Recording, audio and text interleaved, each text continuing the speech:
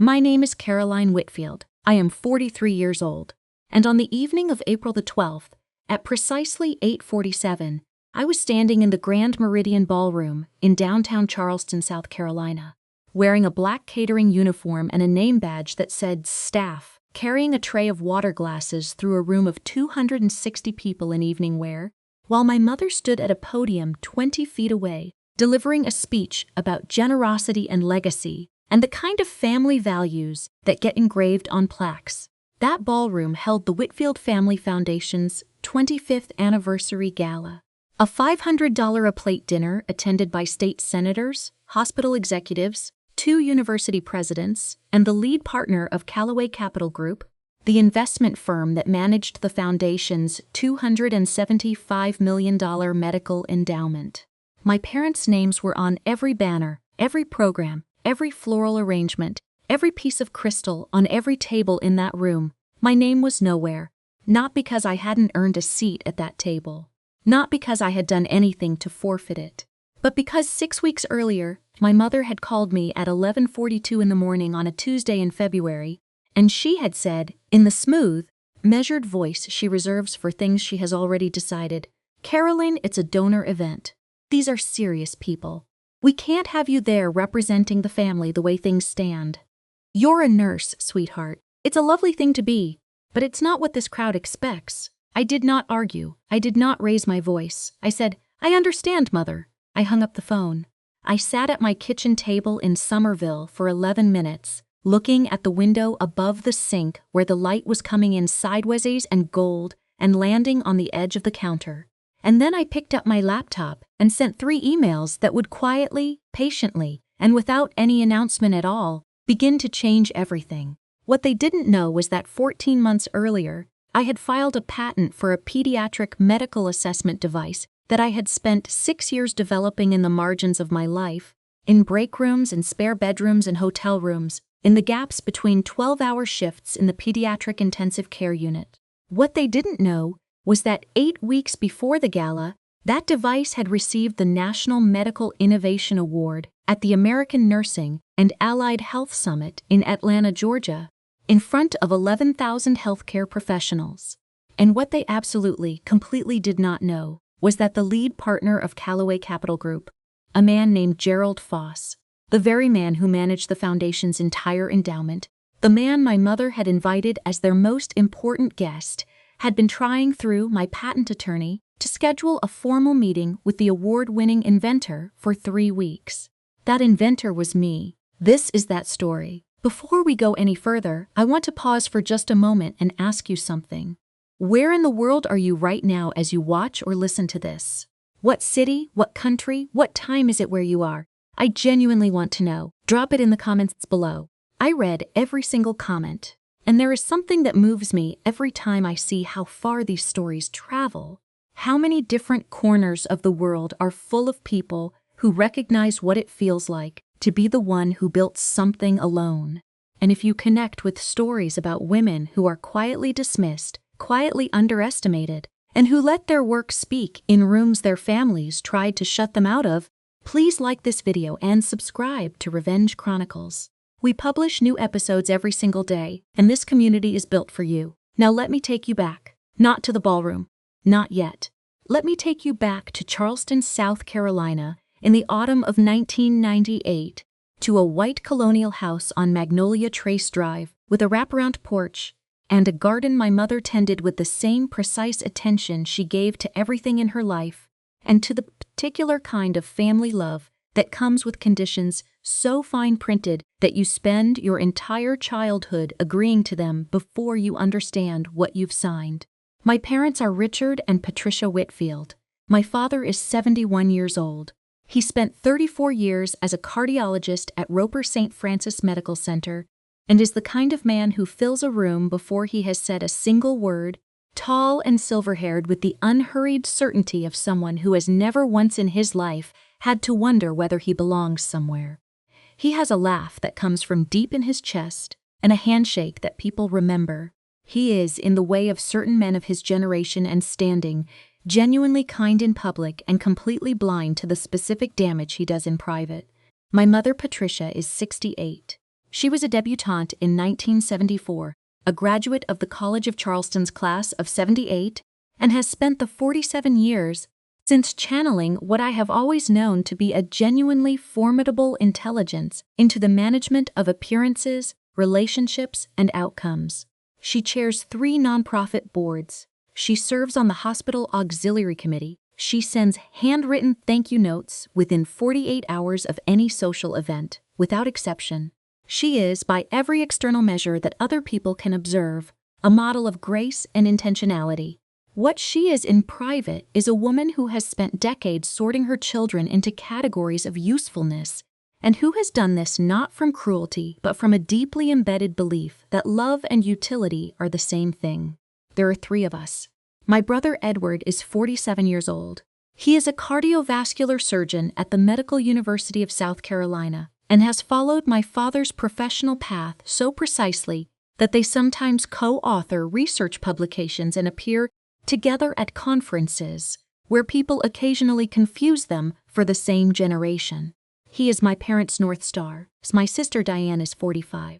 She is a partner at a downtown Charleston firm specializing in estate and trust law, which places her in proximity to money and legacy in a way my parents find deeply reassuring. She has my mother's precision and my father's confidence and a particular gift for making other people feel simultaneously warmed and managed. And then there is me, Caroline, the middle child who became a registered nurse rather than a physician, who chose floor work over faculty appointments and people over prestige, and who has spent most of her adult life filed under what I can only describe as a kind of gentle, warm, perpetually backgrounded, also present in the story my parents told about themselves. It was not always announced. This is the important thing to understand about this kind of diminishment. It does not arrive dramatically. It does not knock on the door and declare itself. It operates through accumulation, through the small and specific choices about whose name gets said out loud, about who gets the toast and who gets the passing mention, about whose work is described as impressive and whose work is described as lovely. Here is a small and specific example. In 2008, I completed my Master of Science in Nursing at the Medical University of South Carolina. I graduated with a 4.0 grade point average. I delivered a research presentation to the Faculty Review Board. I received the Dean's Award for Clinical Excellence, which is given each year to one graduate in the nursing program, one person. I was that person that year. My parents attended the graduation ceremony. My mother wore a lovely blue shift dress and pearl earrings. After the ceremony, they hosted a dinner at their home on Magnolia Trace Drive for 12 people, including my father's colleagues, a neighbor couple they liked, and my Aunt Patricia, who had driven up from Savannah. My father gave a toast. It lasted by my count 4 minutes and 12 seconds. In those 4 minutes and 12 seconds, he mentioned Edward's upcoming board certification examination, which was still 3 months away. He mentioned Diane's recently completed bar exam results. He mentioned the foundation's new endowment strategy, which was exciting. He mentioned his golf handicap, which had improved. He mentioned my Aunt Patricia's hip replacement recovery. He mentioned the wine, which was from a winery in the Willamette Valley that he had visited in the spring. He did not mention my degree.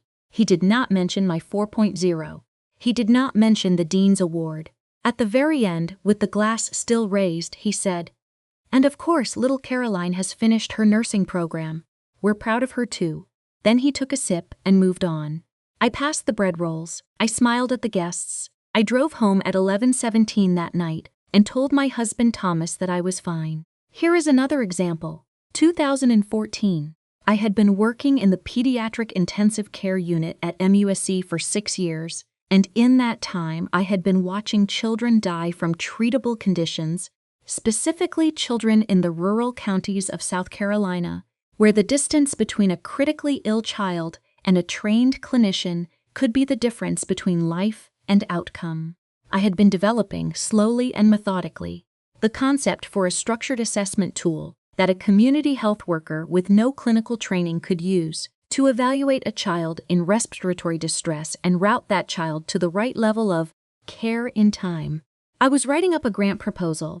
I mentioned it to my mother over lunch at a restaurant downtown where the tables have fresh flowers and the wine list is longer than the food menu. I described the problem I was trying to solve. I described the tool I was building. My mother listened with the pleasant and slightly glazed expression she reserves for things that don't require her full attention. Then she said, "That sounds like a wonderful project for a committee. Have you thought about suggesting it to Edward's department? He has the research infrastructure. It would have more reach if it came through him."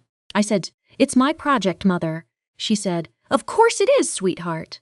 I just mean you'd have more credibility going through a physician's research channel. You know how these things work." I finished my salad. I said nothing. I drove home. I opened my laptop. And I kept working, alone, without telling anyone. Building the thing in the only time I had, which was the time that belonged to no one else's expectations. That was the moment I stopped trying to build something they would notice and started building something that didn't need their notice to be real. The breaking point, when it finally came, was not dramatic. The things that truly break you rarely are. It was a Tuesday afternoon in late February, 6 weeks before the gala, when my mother called at 11:42 in the morning to discuss, as she put it, the evening's arrangements. She did not call to invite me. She called to explain why she would not be inviting me. She had, I understood in retrospect, been planning this conversation, had chosen her words, had probably rehearsed the particular tone of gentle regret that she used, as though the decision pained her and was being made entirely on my behalf. "We've spent months curating this evening," she said. "Every person in that room has either contributed significantly to the foundation or represents a relationship we need to maintain or deepen. Gerald Foss from Callaway Capital will be there with his wife. There will be 3 state senators and the president of Charleston Southern University and the executive director of the hospital system.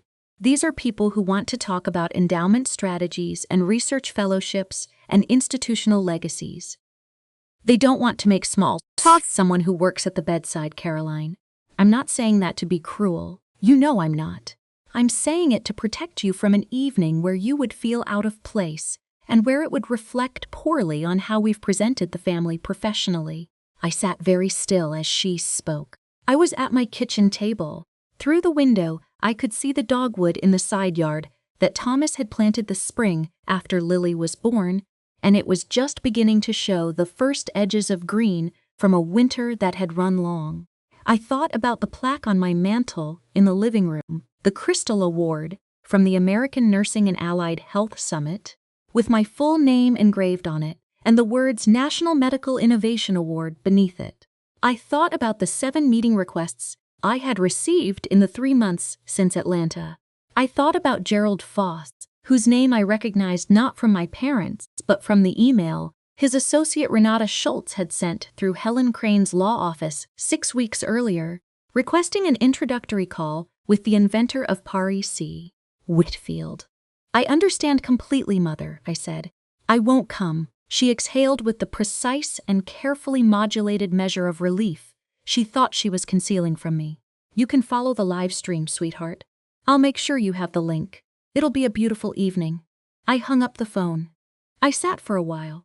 Then I picked up my phone again and called Helen Crane, who has been my patent attorney for 4 years and who is 54 years old and practices out of a small firm on King Street, and I asked her one specific question. I asked whether Gerald Foss's team had confirmed a date for their requested in-person meeting. Helen said, "Actually, his assistant emailed this morning. They've moved the timeline up. He wants a dinner meeting." He specifically mentioned the week of April the 12th. I said, "April the 12th is the gala." Helen said, "I know. I was about to call you." They said he'd be in Charleston that evening for a foundation event and thought it might be convenient to combine the trips. I sat with that information for a long moment.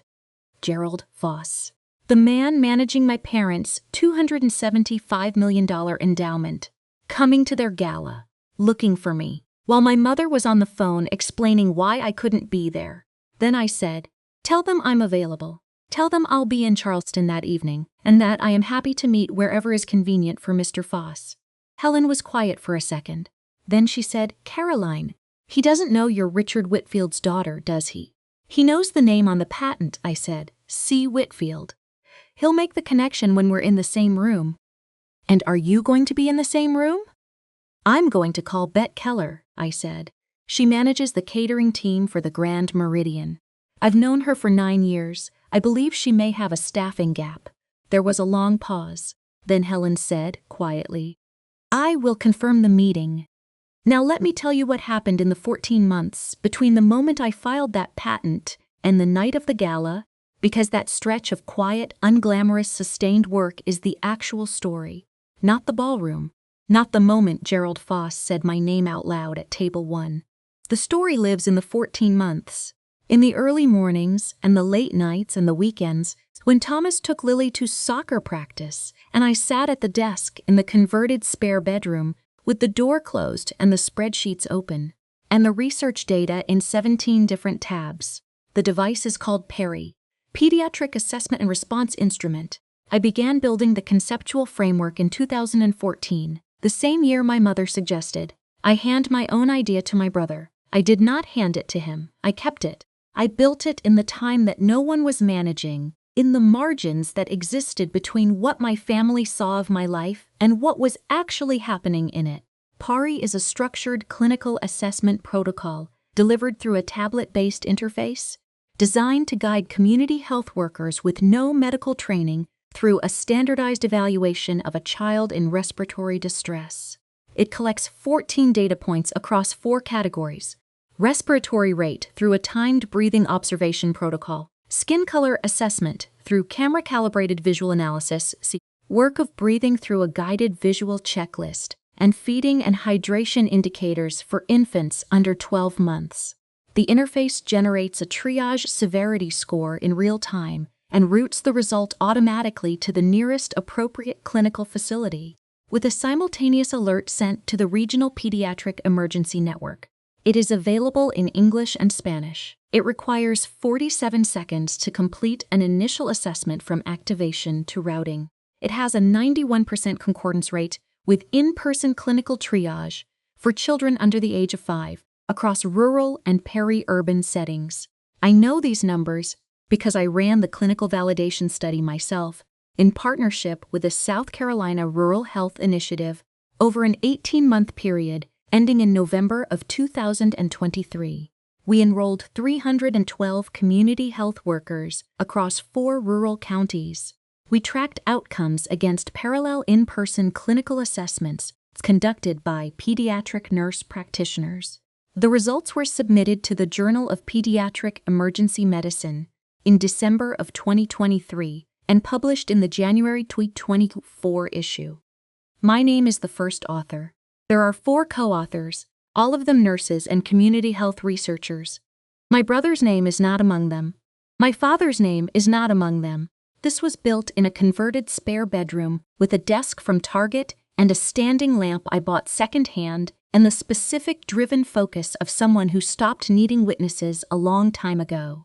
I filed the patent in February of 2024 with the help of Helen Crane. On the day the filing was confirmed, Helen called me and said, "This is the kind of thing that changes outcomes for a lot of children, Caroline."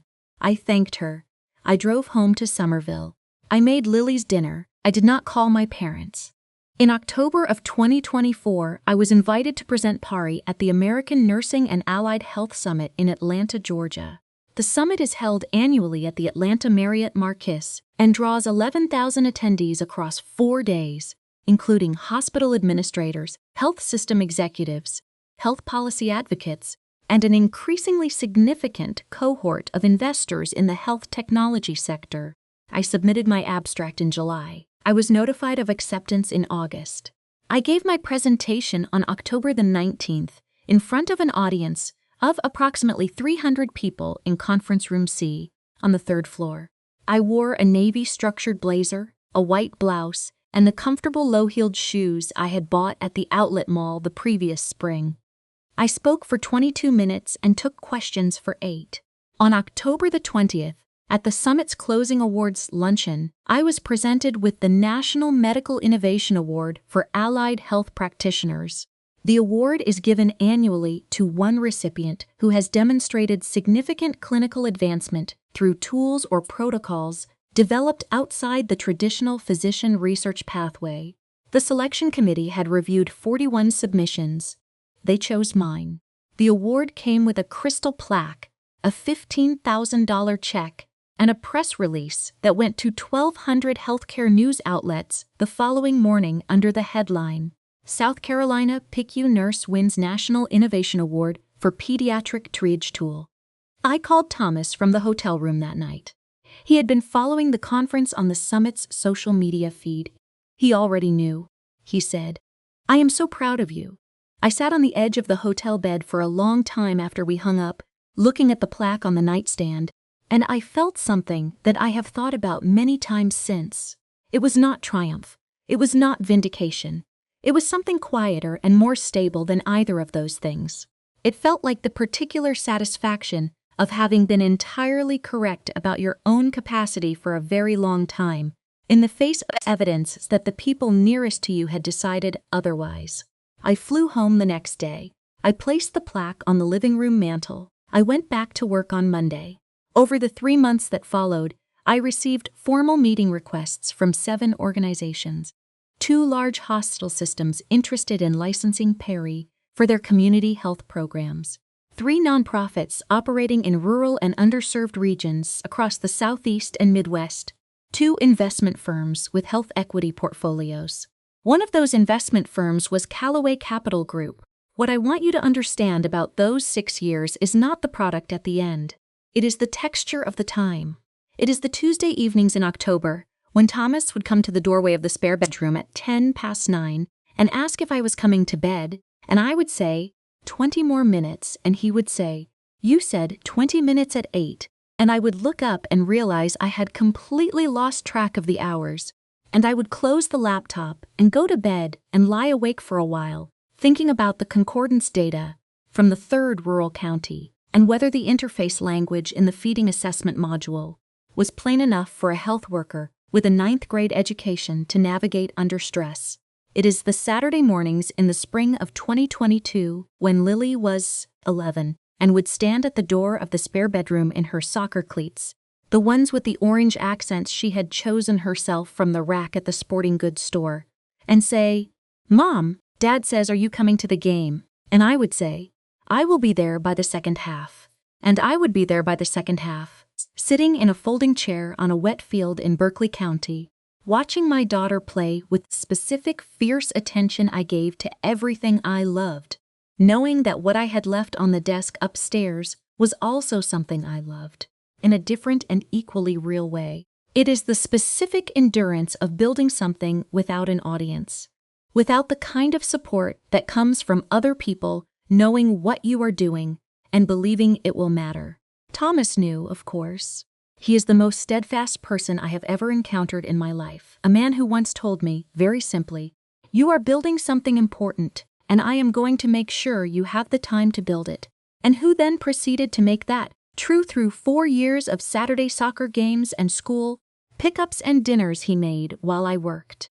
But no one in my family of origin knew, not my parents, not Edward, not Diane. I was not hiding it from them. I had simply stopped offering my work to people who had shown me, through years of accumulated small signals, that they were not prepared to receive it with the seriousness it deserved.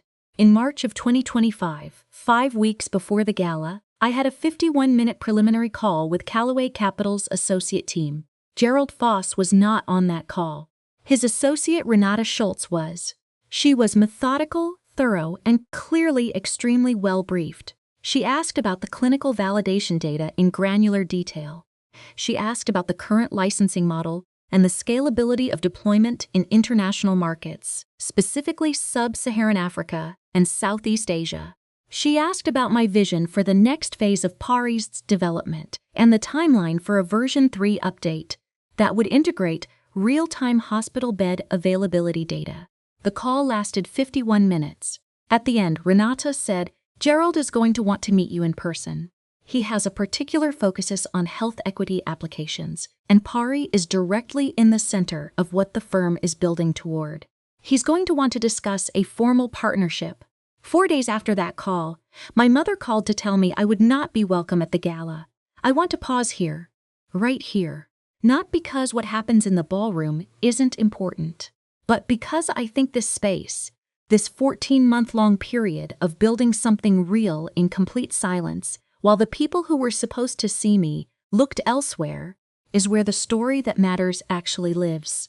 And I think a lot of you watching this understand something about that space, about doing the work without the acknowledgement, about building in the margins, about the particular endurance it takes to keep going without a witness. If you are still watching, I want you to do something for me. Drop a comment below this video right now. It doesn't have to be long. Just tell me you see this. Tell me you've been in that space. Tell me you're still building, because you are not alone, and the Revenge Chronicles community is full of people who understand what it costs to keep going without applause. Subscribe if you haven't already. We are here every single day, and every single day there is a new story for people who are still in the building phase and need to know that the building leads somewhere. On the evening of April the 12th, I drove my own car from Somerville to downtown Charleston. I parked in the garage on Calhoun Street and walked 3 blocks to the Grand Meridian in the evening warm of early spring.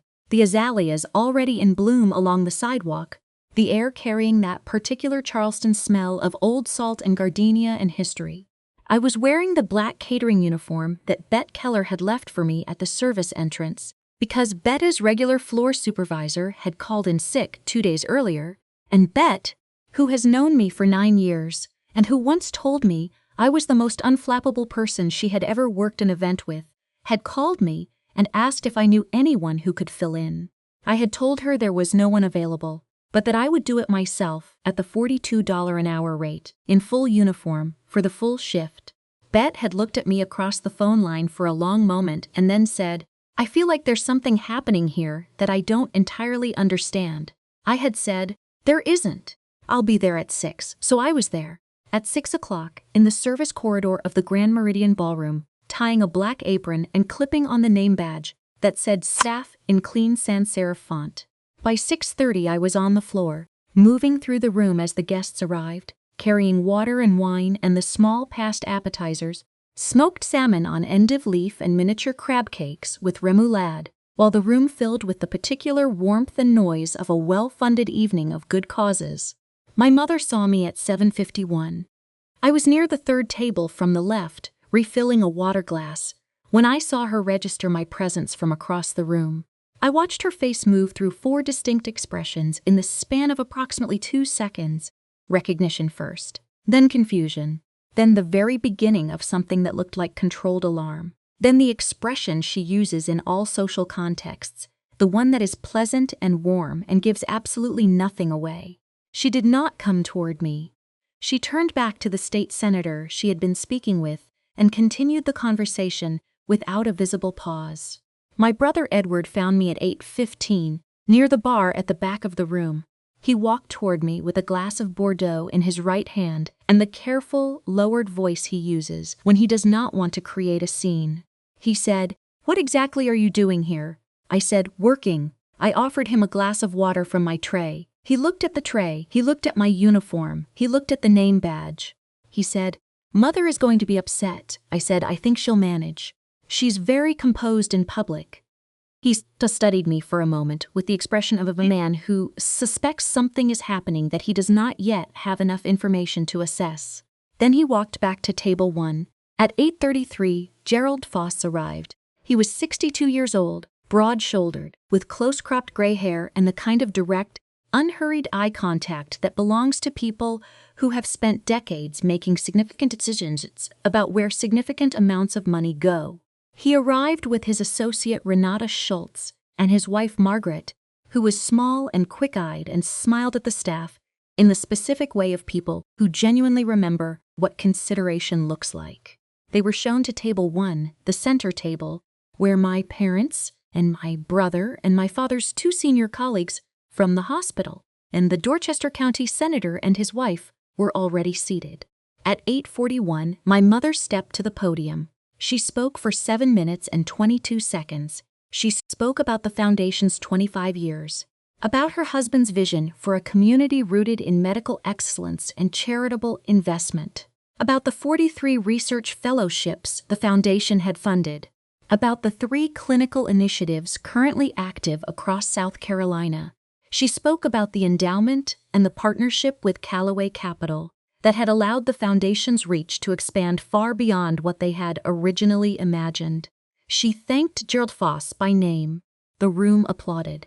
My father caught her eye from table 1 with the expression of a man who is deeply proud and deeply comfortable, and she smiled back at him from the podium with the warmth of 2 people who have built something together and know it. She did not mention my name. This was not unusual.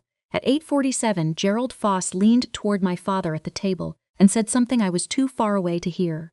I was near the back bar, refilling the water pitchers from a condensation slicks metal carafe. I watched my father's face as Gerald spoke. My father nodded at first, then his expression shifted from genial attentiveness to something more concentrated. Then Gerald said something further, and my father's expression did something I have watched his face for 43 years and had never seen it do before. It became uncertain. Not embarrassed, not ashamed, just uncertain in the particular way of a man who has been asked a question he realizes, too late, he should have known the answer to. At 8:52, Renata Schultz left table 1 and walked directly toward the catering station near the back of the room. I was 3 feet from the station, setting down the carafe. Bet was nearby, checking an order sheet. Renata looked at Bet and said, "Excuse me, I need a small favor. Gerald Foss is trying to locate someone who he understood might be here this evening.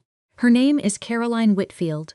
She is the inventor of a medical assessment tool called PARI, and we have been in communication with her attorney regarding a partnership. We believe she may be working with your team tonight." I set down the water carafe. I said, "I'm Caroline Whitfield." Renata Schultz looked at my uniform. She looked at my name badge. She looked at my face. Then she said very carefully, "You are C. Whitfield. From the patent filing." I said, "Yes." She was quiet for 1 full second. Then she said, "Mr. Foss is going to want to speak with you right now." She paused, and I saw her processing something. "I think there may have been some confusion about your relationship to this family and this event." I said, "There often is." The walk from the catering station to table 1 was approximately 40 feet. It is, I think, the 40 feet that changed everything. Not the speech at the podium, not the meetings that followed. Those 40 feet across the Grand Meridian Ballroom, while the room's ambient noise became a backdrop, and people at nearby tables began to register something shifting in the current of the evening, is where the story of the previous 43 years arrived at its destination. Gerald Foss stood before I had reached the table. He was already on his feet, extending his hand, and he said, "Caroline Whitfield, Gerald Foss. I have been looking forward to this conversation for weeks. Your work on PARI is extraordinary.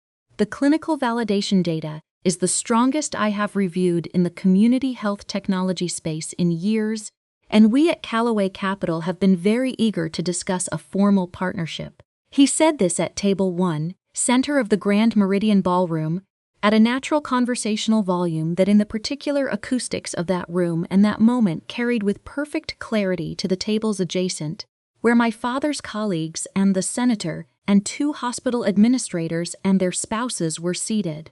The word extraordinary landed in the room like something solid. My father was standing. I do not know when he had stood up. He was looking at Gerald, then at me, then at my mother, who was seated and very still looking at the centerpiece. I shook Gerald Foss's hand. I said, "It is wonderful to finally meet you in person. I apologize for the slight informality of my presentation this evening." I gestured briefly at the uniform, without drama. There was a staffing situation I was helping to resolve. Gerald Foss looked at the uniform. He looked at my parents. Something moved through his expression that I recognized as the specific recalibration of a man who has processed a significant piece of information that changes the shape of what he thought he was looking at. Then he said, "Richard, this is your daughter." My father said, "Yes." Gerald said, "The inventor." My father said nothing for a moment. Then he said, "Yes." Gerald Foss said, very evenly, with the precision of a man who chooses his words carefully and always has, "When I asked you at 8:47 if you had a way to reach C. Whitfield, you said you didn't have the name in front of you." The senator's wife set down her fork. Dr. Warren Chase, who had been my father's colleague for 22 years and was seated 2 chairs to his left, became very still. My father said, "I wasn't aware of the full situation." Gerald Foss looked at him for a moment with the expression of a man who has heard something and has chosen to process it rather than respond to it. Then he turned back to me, and his expression became entirely warm. He said, "Well, we have found you, and I would very much like to steal you for 20 minutes, if you're willing. Renata has pulled the initial framework documents, and I have some thoughts I'd like to share." I said I was available. I set down the water carafe. I unclipped the catering apron and handed it to Bet, who looked at me with the expression of a woman who now fully understood what had been happening and was going to have many thoughts about it later. I followed Gerald Foss and Renata Schultz to a smaller sitting room off the main ballroom, where there were 4 silk-covered chairs arranged around a low table and a small selection of bottled water and printed documents that Renata had clearly been carrying in anticipation of this conversation. I sat down, I accepted a glass of water, and for the next 23 minutes I talked about Pari. I talked about the validation data, the concordance rates, the deployment roadmap for Phase 2, the international scalability model, the cost per assessment in a rural community health worker context, the projected impact on pediatric mortality in the 4 counties where we had piloted. I talked about it in the calm, specific, unhurried way I talk about things I know completely, which is without performance and without uncertainty and without any need for the room's reaction to tell me whether what I am saying is real. Gerald Foss listened with both hands resting on the arms of the chair and his full attention on my face, and at several points he asked questions that were sharp and precise and which I answered completely. At the end of the 23 minutes he said, "We want to move forward. The letter of intent timeline I'd like to target is 8 weeks. Renata will coordinate with your attorney. And Caroline," he paused, "I want you to know that this work is going to help a great many children. That is not a small thing." I thanked him. I stood. I walked back out through the side corridor, past the catering station where Bet gave me one long steady look, and back into the main body of the ballroom where the evening was still proceeding, candles still lit, guests still at their tables, the ambient warmth of a formal charity dinner still filling the room. My parents were at table 1. My mother was speaking to the senator's wife. My father was looking at his wine glass. Neither of them looked at me as I crossed the room. I worked the rest of my shift. I refilled water glasses. I cleared appetizer plates. At 10:12, when the formal portion of the evening concluded and the catering team began the breakdown, I helped stack chairs and carry trays and loaded the final boxes into Betta's van in the side alley behind the Grand Meridian. Bet handed me an envelope with the night's pay, $402, and then looked at me with her particular steady directness and said, "You are a singular person, Caroline," I said. "I just needed to be in the building," she said. "You were always in the building. They just weren't looking." In the weeks and months that followed, things moved as they tend to do when something shifts, gradually and then with gathering speed.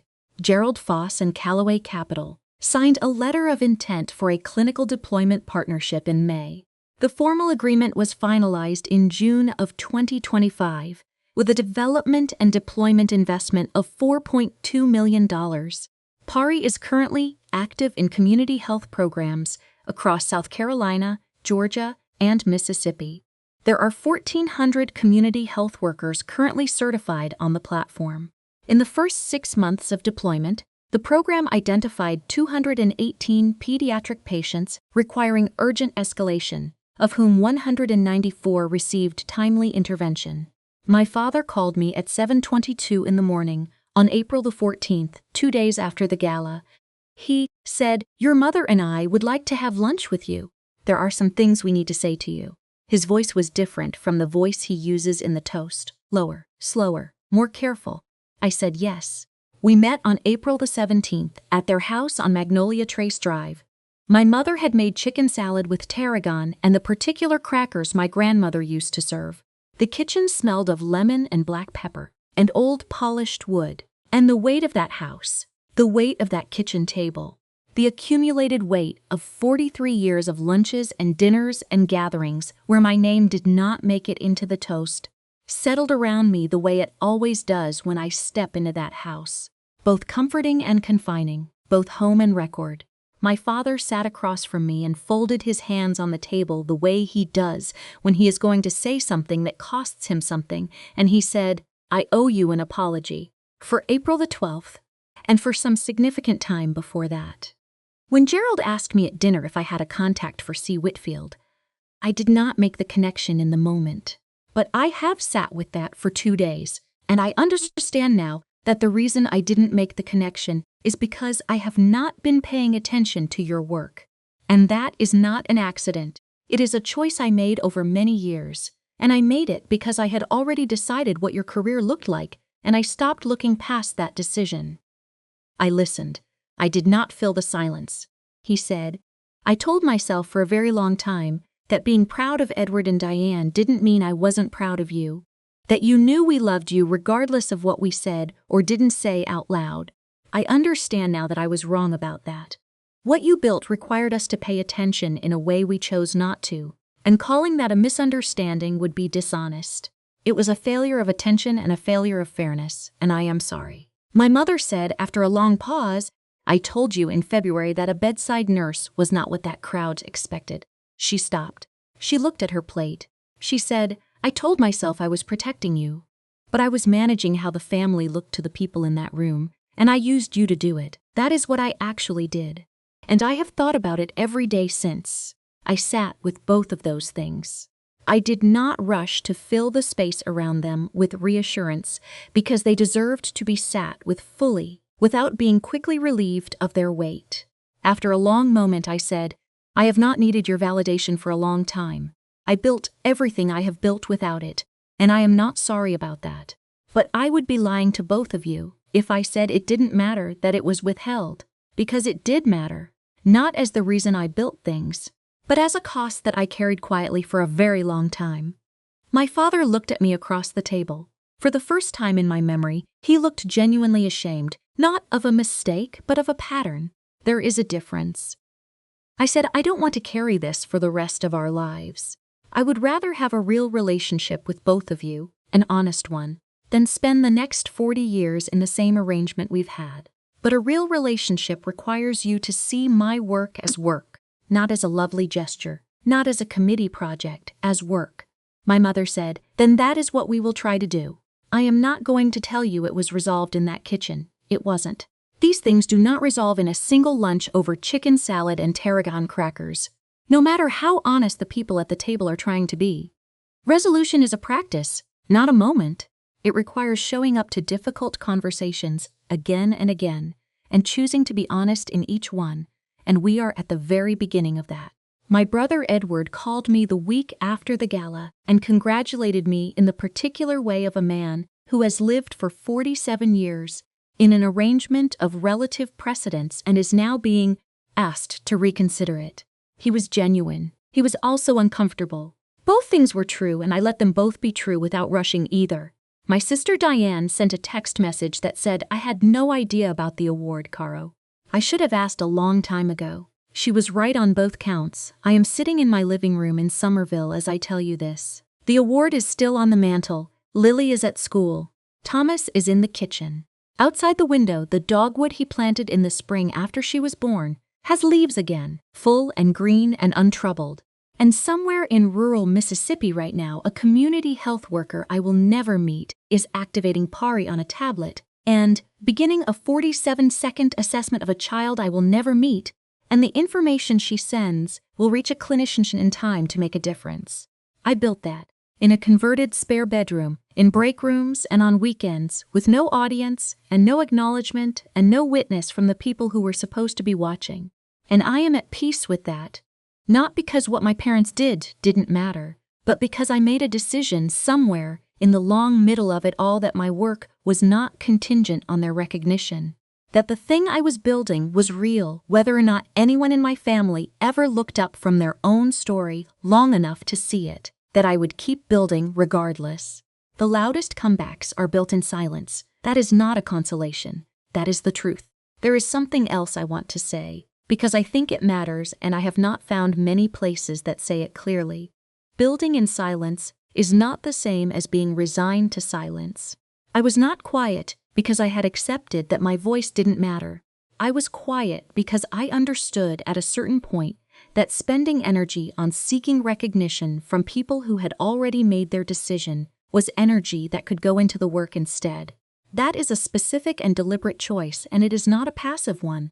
It requires you to redirect something that wants very much to go outward, the desire to be seen by the exact people who are not looking, and turn it inward into fuel. That redirection is the hardest thing. It is harder than the work itself. The work has logic to it, and data, and a framework, and the satisfaction of a problem being solved. The redirection has none of that. It just has the decision, made again and again on Tuesday evenings and Saturday mornings, to keep going regardless. There is something I want to say to you directly before I close, because I believe some of you watching this are in the building phase right now. You are in the converted bedroom at 9:47 at night, in the break room between shifts, in the quiet margin between what the people who were supposed to see you have decided about you and what you know, in your most honest self, to be true. And I want to say this clearly. The work is real whether they see it or not. The thing you are building is real whether they acknowledge it or not. You do not require their witness to validate what you already know. Composure is not the absence of feeling. It is the decision to let your work arrive first. Here is my question for you. Have you ever been dismissed by someone you were supposed to matter to, only to one day stand in a room where your work spoke so loudly that no one in that room could pretend they hadn't heard it? Tell me in the comments. I read every single one, and I want to hear your story. Thank you for being here today. We will see you tomorrow on Revenge Chronicles. All stories on this channel are fictional and created for entertainment purposes only. Any resemblance to real persons, events, or institutions is purely coincidental.